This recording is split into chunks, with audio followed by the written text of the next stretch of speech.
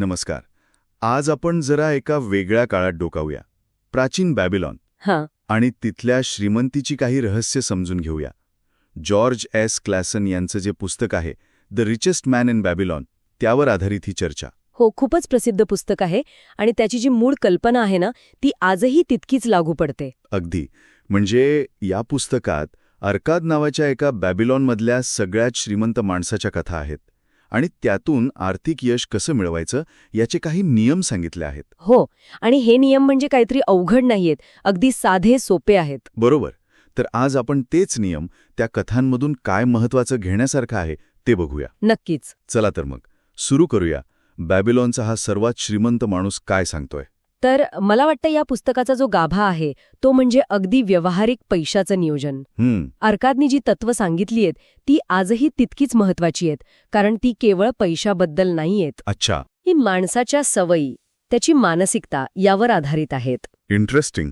यातलं पहिलं आणि सगळ्यात जास्त ऐकलेलं तत्व म्हणजे स्वतःला प्रथम पैसे द्या. हो, हे जरासं म्हणजे उलटं वाटतं ऐकायला. आपण तर आधी खर्च करतो आणि मग बघतो काय उरले ते. बरोबर. आणि इथेच तर खरी मेख आहे. याचा साधा अर्थ आहे की तुमची जी काही कमाई असेल, मिळकत असेल, त्यातला कमीत कमी 10% हिस्सा. फक्त 10%? कमीत कमी 10%.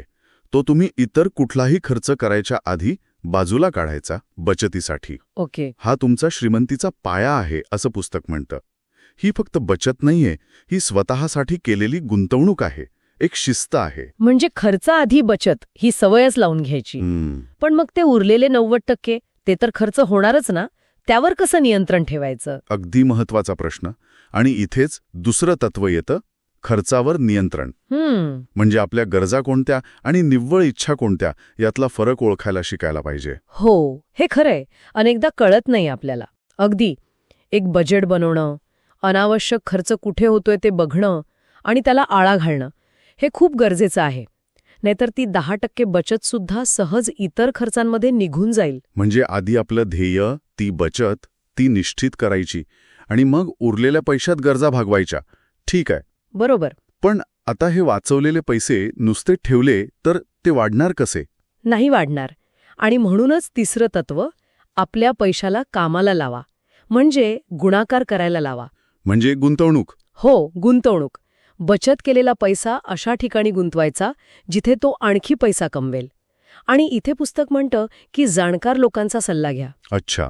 म्हणजे अभ्यास करून, माहिती काढून, जिथे सुरक्षितता आहे आणि वाढीची शक्यता आहे अशा ठिकाणी गुंतवणूक करायची. नुसती सुरक्षितता नाही, तर महागाईवर मात करून संपत्ती वाढली पाहिजे. पण गुंतवणुकीत धोका पण असतोच ना. म्हणजे आजकाल तर कितीतरी आकर्षक योजना असतात, पण त्या फसव्या असू शकतात. बरोबर. आणि म्हणूनच चौथं तत्व तितकंच महत्वाचं आहे, आपल्या संपत्तीचं रक्षण करा. म्हणजे गुंतवणुकीमधली जोखीम समजून घ्यायची. झटपट श्रीमंत व्हायच्या मोहात पडायचं नाही. अर्काद पण सुरुवातीला चुका करतो, पैसे गमावतो. हो का? हो, त्यातून तो शिकतो. म्हणून कष्टाचे पैसे जपायचे. जास्त परताव्याच्या मागे लागून मूळ रक्कम गमावता कामा नये. म्हणजे बचत, खर्चावर नियंत्रण, विचारपूर्वक गुंतवणूक आणि त्याचं संरक्षण हे झालं. पण समजा मुळात कमाईच कमी असेल तर काय करायचं? हो, हाही एक महत्वाचा मुद्दा आहे. आणि त्यासाठी आहे 5वं तत्व, आपली कमाईची क्षमता वाढवा. अच्छा. म्हणजे फक्त बचत आणि गुंतवणुकीवर अवलंबून न राहता आपलं उत्पन्न कसं वाढेल याचे मार्ग शोधायचे. जसं की नवीन स्किल्स शिकणं, आपलं ज्ञान वाढवणं, आपल्या कामात अधिक हुशार होणं, जेणेकरून आपल्याला अधिक पैसे मिळतील. जितकी जास्त कमाई तितकी जास्त बचत आणि गुंतवणुकीला संधी.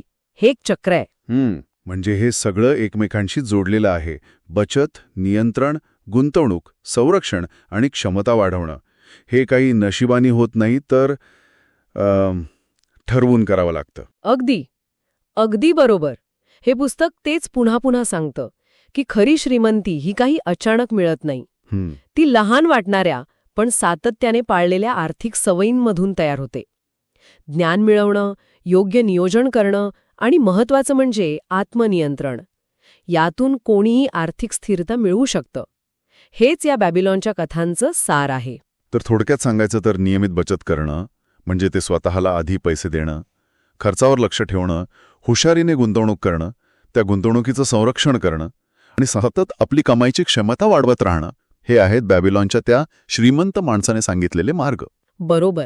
आणि या सगळ्यातून एक विचार करण्यासारखा मुद्दा पुढे येतो नाही का, की हजारो वर्षांपूर्वी सांगितलेली ही साधी वाटणारी आर्थिक तत्व ती आजच्या या इतक्या गुंतागुंतीच्या जगातही व्यक्तीला आर्थिक स्थिरता आणि स्वातंत्र्य मिळवून देण्यासाठी किती प्रभावी ठरू शकतात.